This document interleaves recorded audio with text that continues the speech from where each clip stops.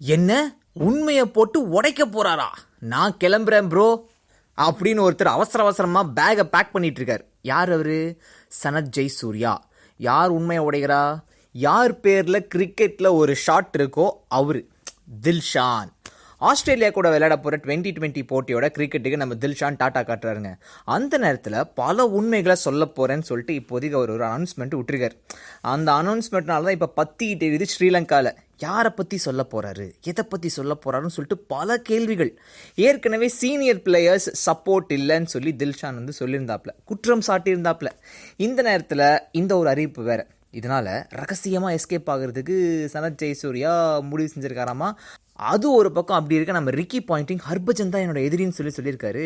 நல்ல ஒரு சென்ஸில் தான் சொல்லியிருக்காருங்க. சமீபத்தில் அவரோட சொந்த மாநிலமான ஆஸ்திரேலியாவில் சொந்த மாநிலமான டாஸ்மானியாவோட பிராண்ட் அம்பாசிடராக நியமிச்சிருக்காங்க அவரை.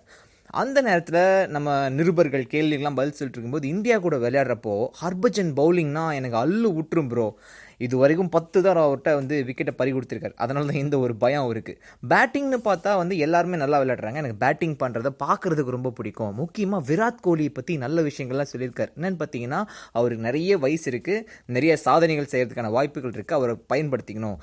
அதை விட முக்கியமாக அனில் கும்ப்ளே அவரோட கேப்டன்ஷிப்பில் இப்போதைக்கு இருக்காரு.